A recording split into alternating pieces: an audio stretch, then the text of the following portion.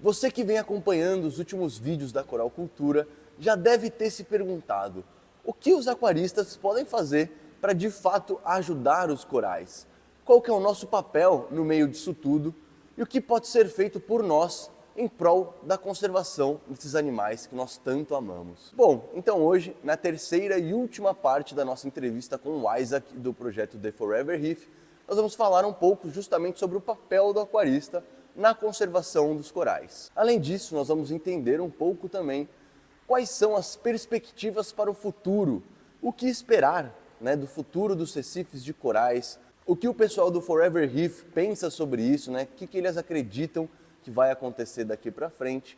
E claro, no finalzinho ainda tirei uma palhinha para aproveitar e perguntar para eles quais são os parâmetros que eles mantêm lá nos tanques deles de cultivo lá dos corais da Grande Barreira. Então fica até o final se você quiser entender um pouquinho melhor sobre isso tudo.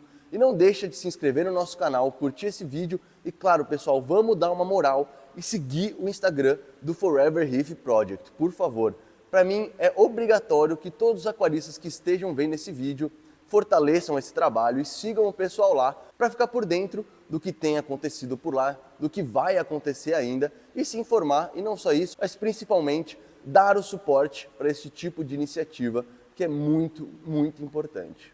And let me ask you something, like when I visit you guys, something that really impressed me in the tour that I made, that was said about the guy who was giving us the tour, was like, how do you guys, how can I say that?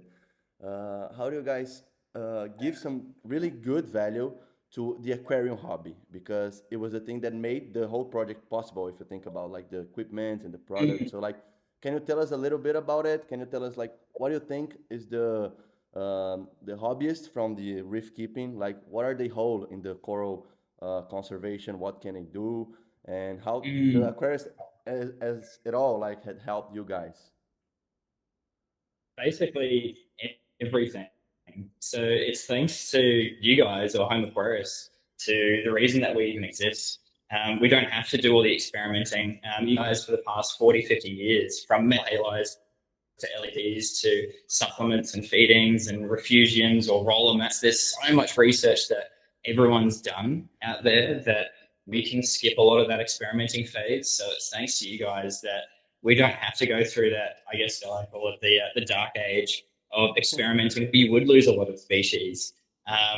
And so everything we've done here has been based on our experience with Home Aquarius. So this project is basically thanks to you guys. And some of the massive things that we've taken away from it are our lighting choices, filtration, the way that we monitor tanks. Everyone's got different opinions and everyone's got different methods. And some of them can be very different from each other. So we're trying to get all our information so that we can experiment with all of it and get the best part. So essentially this project owes its existence to you guys as well. So thank you. Yeah. Oh, this is awesome, man. Because I see like the hobby can have like a dark side of it, but there's so many things that we achieved that can help so much, like the nature and corals itself. That like, man, we need to do it right. Yeah. If there's one thing I can add to the last part, when talking to Charlie Veron, he one of the things he said is that his knowledge is based on what corals, the taxonomy is for the corals out in the reef systems, right? Yeah. He said that he actually doesn't know a lot, if not anything, about keeping corals in aquariums. So he was the one that said, talk to the aquarists at home, talk to the people that have been doing this at home for forever. So he's the one referring to all these guys. Yeah. And I've been good right about their experiences as well. If there's one thing I've learned in the zoo and aquarium trade, is that there's so many people that have discovered amazing things, but they don't write about it. And when a scientist comes along, they go, what? You've been breeding sea snakes for 10 years? We've been trying to do this for the last 3 years as part of a project. And people just don't know that we don't know that knowledge. So if you write about it and talk to people on forums in a positive way, then that knowledge gets out there. And that's when people can grab that information and try and further the conservation for these animals too. Yeah, man. Oh, that's fantastic. Like, if Charlie Varian told you so, like, It's the godfather of Yeah, that's amazing, man. Crazy. And like, and in my opinion, like I used to say, like, if more like scientists, like marine biologists or vets, like, if more of them were aquarists, and if more aquarists were scientists, like, we will have the best from both, you know? yeah. Everyone specializes. People have to remember just because you have a PhD in something, it's a very specific thing. And everyone has different strengths in their knowledge. Like at the moment, a good example is do you know what the Mars Star program is, by any chance? Nah, not sure of it. No. So it's these essentially metal, almost like hexagons, and they create these structures with some concrete and some coral, and they put them on the reefs that have fallen over during storms, give them a second chance by putting it onto these smart, as they call it, a little bit like a UFO. A lot of those, I guess, artificial reef systems from the past 5 years have been bleaching at the moment, unfortunately. But the research that they've done is going to aid everyone in putting the coral back out in the reef because they know what species are where, how they grow best, how to outplant them. So when it goes to actually putting anything out in the reef, that knowledge is key. So just because it's not the be all and end all for saving the reef doesn't mean it doesn't have a massive role to play. And so if everyone can collaborate together, I mean, we have the best of every world. Yeah, exactly. Like you said, like it doesn't mean like if someone get a PhD or something like that, that they actually know more than Mm, an aquarist. Like we all got different knowledge, right? Like for example, when I first yeah, got to my lab, like where I work in the college, like in the university, my teacher, yeah, my advisor, like she never saw a coral live, like in her whole life. She had like a PhD, and she was yeah. like, "What is a coral?" Like, okay, so this coral, right? You coral, right? And she Okay, told me sure, like, sure. yeah, and I told her like, I just want to do research with coral. Doesn't matter what I'm Yeah, doing, but I'm all in with coral. I don't mind. I don't yeah, care about any other animal. I just want to do with coral. And she told me like, yeah. all right, if you can keep it live and healthy in the aquarium, we can do it. And I said, that's the only thing I can do in my whole life, you know? Yes, I found my purpose. Yeah, so you see, like teachers, like PhD, who never even saw this kind of coral, this kind of animal, and like, so Mm, how many of our knowledge as aquarists can contribute to this, right? yeah, but people won't know about it unless you write about it either. So get out there and chat on those communities as well. But definitely be positive. Every hobby, every faction can have a little bit of a dark side to it, Yeah, which like I've definitely seen in the past. But there's so many people that are just so passionate, and if you share that passion and that positivity with it, then yeah, it's the best thing you can do. yeah, and there's like so much thing that we don't know about corals, right? So much thing like we still need to discover. It's crazy. Like there's some species of corals that you just search for it, like in Google Scholar, you can find like one Yeah, or two or three articles published about it and nothing else. Like what? We don't even know yeah. what the hell is this, right? Yeah. Well, we used to think that around 40% of all marine life in the ocean relies on coral reefs. Charlie's actually now saying that it's closer to 80%. So they're the foundations of almost the entire ocean as well. Oh my So god. and we don't know a lot about it. I mean, you look at sea turtles, they're one of the most studied marine animals in the entire world, and we still don't know what they do for 15 years. It's crazy. Exactly, exactly. And that's kind of my purpose with also with Coral Cultura, right? Because our goal is like to bring people closer to corals. Like it doesn't mind if you're like in the hobby or outside the hobby, but for us it's important for the most number of people we can affect with it, like to know what is a coral, what they look like, what are why they are here, like why we need to protect them, why they're so useful Yeah. for us, right? So like that's kind of the goal here, because if they don't got the visibility they They're need. used in so, yeah. And that's, I guess, another question we get a lot in public aquariums is should we be keeping octopus or Mary wrasse and other sentient species in aquariums? And it's the same with corals. Should we be keeping corals and stuff in aquariums? Um, and the opinion there is we need that education for conservation. If you don't know about these animals, you're not going to care or develop a relationship with them. And there's definitely a limit to that, to everyone's opinion. So for me, like, I don't believe whales should be kept in captivity, but that doesn't mean education in aquariums can't happen about it. But by seeing corals and doing that research, I mean, you develop a love and a passion for it, don't you? And that's led you to what you're doing today, Yeah, exactly, man. which is amazing. So Yeah, and it's like, and in the case of corals, like different from fish or other animals, like we can reproduce them so easily in a reef tank. They're like, why don't? mm, Like we don't need to take corals out of the wild to put them in a reef tank. We don't need to. yeah, We already done this work, right? yeah, yeah. Oh, you find some crazy different morphs and stuff like that of coral as well. I mean, we can spread that around, which people are after. And Acropora especially, it's ironic because they're so sensitive, but they're so easy to frag at the same time. Yeah, it's crazy. Like it's such a tiny piece Yeah, you can frag from it, like it probably will grow. yeah. I mean, if you drop a coral on the ground by accident, you can probably take the pieces from the Acropora up, put it all on frag plugs, and you're done. I wouldn't encourage anyone to do that, but I mean, it goes to show that they want to survive, right? Yeah. Yeah, like in the reef, like you probably dived a lot in the Great Barrier Reef. Like you can see a lot of big frags, not even small ones, like all around the place, right? Yeah. Oh, there's some corals and they're like variety species that some people say, like Charlie, that 10 meters in circumference, and some of these species only grow a couple centimeters a year. So they look at these massive structures of these varieties, and they're just, Yeah. you sit there, it blows your mind. But the best part when you dive on a reef system, personally anyway, is when you go out there and you're like, oh, that fish and that coral, I've had that one at home and I like that one. And seeing it in the Yeah. environment, you're like, oh my God, it's so cool. Yeah, man, what's crazy? Like the first time that I dived in a reef in the Pacific was actually in the Western Australia in Ningaloo Reef, and Oh, Coral beautiful. Bay, Exmouth, like such a beautiful place. And I was just like you said, oh, that's a Yeah. Monipora, Acropora. Oh my God, like a Xanthus. I don't know, Scopas tang, Clown tang. You're like, I know these.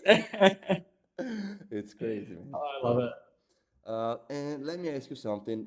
What are the plans? What are the Mhm. future plans for the Forever Reef project? What are you guys up to? So we're getting ready to do another collection in the next couple of months, which is very exciting. All right, So new tanks coming and then new collection, which we're going to go out to the perfect. reef and see if we can continue completing that collection. Got to find them all, got to catch them all. Hmm. um, so that's our biggest plan and priority, because a lot of people estimate by the end of 2020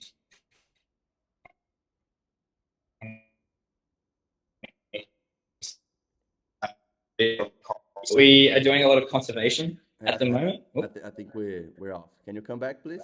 Can you hear me? Yep, yep, I can hear you. All right. Let's do it. Our goals are a lot of conservation as well. We've just opened this facility to the public. So Okay. we're running it ourselves. We're not out of a public aquarium anymore. So if anyone's up in Port Douglas, feel free to come around. Yeah, it's worth it, And guys. It's worth it. the other priority for us is setting up those satellite facilities so that we can continue working with people, training people to look after coral from their systems, and creating backups. If there's a cyclone that comes through and wipes this facility out, heaven forbid, um, then we want to be able to have backups somewhere else so we don't lose everything as well. So they're our three main priorities in the next Yeah. 12 to 20 months. Yeah, but backups, man, this is like must, you know, because you know Yeah, how corals can like suddenly vanish, right? So yeah. inside Oh, the tank, and so we need backups all the time, right? it's part of the research, isn't it? And sometimes you sit there and you're like, I don't know what I'm doing wrong, and it can be so defeating. But at the same time, if you learn from that and you can gain the knowledge from that, or even talk to people in the community about solutions, then one, you develop connections with people, but two, you can further your knowledge for the next time that you collect that species. Yeah. So And like you comment about like satellite facilities, like where would it be? Like inside Australia, other countries? What do you guys have on mind? you're gonna make me grow some more grey hair because there's so many plans for the future. All right. So the satellite, this is the pilot. If this satellite facility goes well, they're essentially these raceways and shipping containers where we can externally monitor everything. So we're trying to set them up so that we can run them externally with people just going in and doing basic maintenance. So our plan is to put them all over Australia. So we hope to go over to Western Australia as well, down the east coast of Australia. But we can't import corals into Australia. So we want a main facility where we are, then some satellite facilities. And then we're working with places like Weymouth in the US, which is the Washington, D.C. Area Marine Aquarist Society. Right. It's always a bit of a mouthful, but we're working with places in Europe and America to eventually set up facilities over there so we can start collecting coral and doing the same thing over there. Yeah, but like in these places like US, Europe, you're still collecting corals, Australian corals, and shipping to them, right? Or not? Or, we'll probably do a little bit of backup. We want to do the world. So it starts with the Great Barrier Reef. That's what we're focusing on because it's our home turf. Yeah. And we want to protect Australian corals. But as we grow, if this pilot hub goes well, we've had been in contact with people in PNG and Osaka and other places. Anyone can order one and we can share that knowledge with them and send these facilities over there. If they're interested in protecting their local reef systems, we want to be able to scale internationally so we can collect every coral from every reef because our whole purpose is to just protect the genetics in the coral. That's our main goal. That's it. Yeah. So if we can do that, and then we can supply corals to scientists and things like that to further the research in these corals, then that's the long-term goal. Yeah, it'll take some time, but that's the aim. Okay, maybe we can figure something out in Brazil. Who knows? Yeah, who knows? I might be over there at the end of this year or next year, so I'll let you know if I'm there. Oh, really? Nice. Yeah. Good. Let me know. I'll bring you to Coral Cultura. You will like it. Oh, I'm excited. I've got to go around, get out of the facility. Yeah. Go a little crazy. I know how it is. It's like a cave, right? Sometimes you need to go out. You step outside and the sun hits your eyes. Yeah, you're only used with the blue LEDs, right? Yeah, that's right. All right, guys. So, like, last question I got here for us, right? I know you got to work, got plenty of things to do. So what do you expect in the coming years regarding like the coral conservation and coral surviving? Like, are you like an optimistic guy or not? What do you think it's upcoming for us after this last El Nino, also like the last mass bleaching event and everything? Like, how do you see things are doing right now, and what do you think is going to happen in the next years? Yeah. As you know, we've gone from having 5 mass bleaching events in the past 7 to 8 years to now 6, which is really depressing. But at the same time, I think all it does is just make me motivated. I really, really want to be able to save corals because they're such a passion of mine and for so many people. So I'm very positive. I know there's a lot of people that have been working on the reef for such a long time that have seen where it's been, where it's at now, and they're rightfully so very sad and very depressed. But I think a lot of those people have just been sharing their voice with the younger generation as well, which has just proved a lot of motivation. So I'm very hopeful, especially with projects like this and other people doing their conservation. I know Monsoon Aquatics in Australia as well. I don't know if you've seen what they're doing. They're doing some amazing stuff as well. Everyone's trying to just jump on the bandwagon to do what they can. So I believe we can save coral. My fear is that we might lose a couple species along the way. So I hope that we just have the time to be able to save as many as we possibly can. But I'm very optimistic. You have to be, otherwise you get too depressed. Yeah, if you think too much about it, right? Yeah. But that's a great answer, man. Like, I totally agree. Like, corals are at the same time, they're like such a specific animals. Like, they develop in a specific environment, and they're such like specific needs. They also got some flexibility to develop different things, even inside the same species, right? So like, it gives us so many possibilities that it's hard to be like sure that we got nothing else to do, right? Yeah. Well, there's people experimenting with altering the DNA and the genetics of coral so that they're more heat resilient. But if you look into history, coral bleaching is a natural event. It's just that it's happening too much too fast. So corals want to naturally evolve, so to say. So We just, again, need to provide that time for them and just kind of nudge them along the way. But in a sense that I don't know if you're familiar with cane toads in Australia and the whole. Familiar with what? Sorry? I'm not sure if you're familiar with cane toads in Australia and the history there. No, not actually. Actually, we had an infestation of bugs that were affecting our food crop. And back in the day, someone decided to import cane toads from overseas to help deal with the bugs. But the cane toads have a toxin that no Australian animal at the time could eat. So they overpopulated and they had an infestation problem.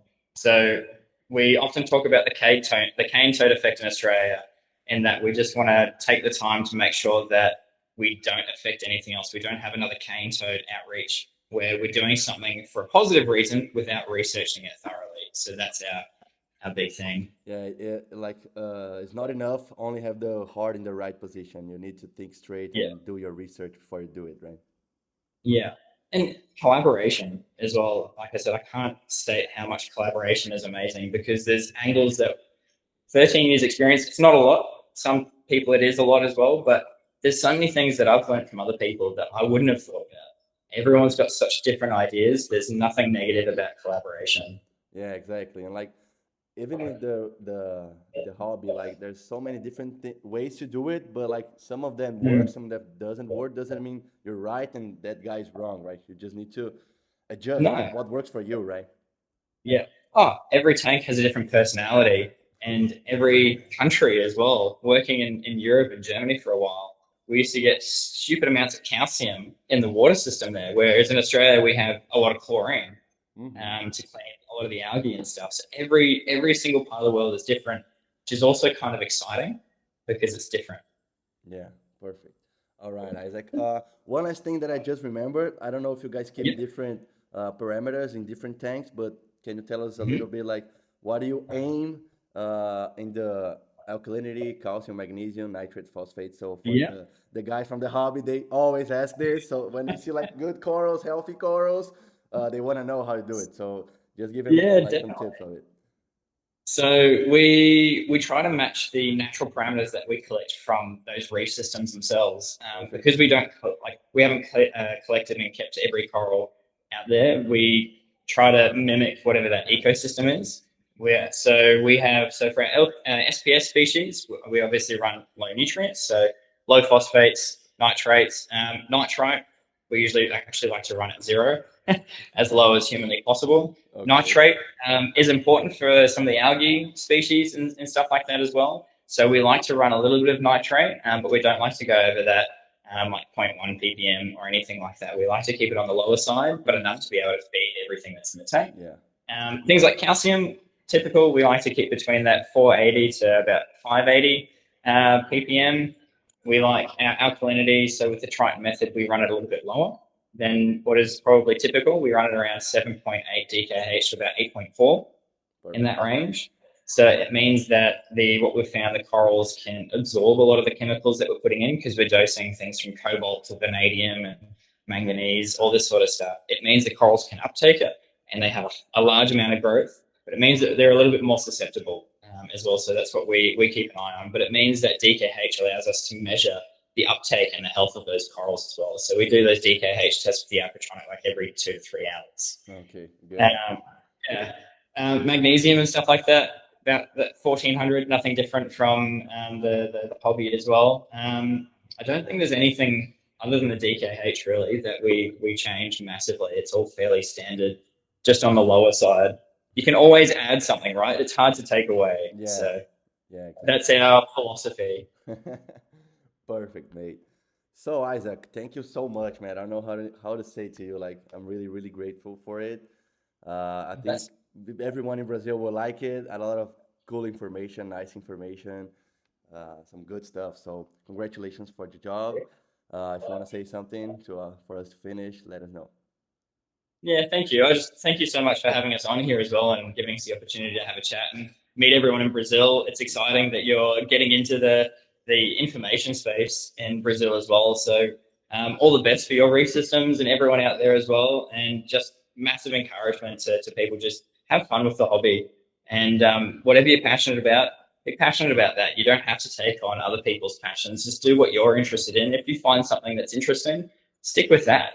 Do what you like in that space, and collaborate. Like, just chatting with people in a positive manner in the hobby furthers that information and conservation, and it ultimately helps us as well and other conservation people with their science, and they might be able to see something and reach out. We pull information from Reddit, from different reef documents and bits and pieces that people publish. We're constantly absorbing all that information. So just keep putting it out there and having fun, really. But thank you so much for your time, mate. I really appreciate it. Amazing, man. Thank you so much. We'll keep in touch. No worries. Have a good night, mate. See ya. Bom, pessoal, chegamos ao fim da nossa trilogia aí de vídeos sobre o projeto The Forever Reef. Espero de coração que vocês tenham gostado desses vídeos, que o conteúdo trazido aqui tenha agregado para vocês, né, e tenha ajudado a esclarecer algumas dúvidas, trazido alguns questionamentos e, claro, também provocado vocês, aquaristas, a pensar um pouquinho mais fora da nossa caixa de vidro, tá bom? Então, obrigado de verdade. Pretendo manter esse quadro, fazer entrevistas, né, cada vez mais com pessoas fora da nossa bolha, que não são conhecidas pelos aquaristas, principalmente, tá? Então, quero também que vocês deixem aqui nos comentários o que vocês acharam desse quadro, se vocês curtiram ou não, e quais as sugestões vocês têm de pessoas para eu trazer aqui para trocar aquela ideia, tá bom? Sejam brasileiros, australianos, americanos, não importa. O que vocês falarem, o que vocês quiserem, eu vou atrás e tento conseguir aqui pra gente, tá bom? Então é isso aí, pessoal. Sem mais delongas, me despeço aqui de vocês. Meu muito obrigado. E é isso aí, valeu, fui!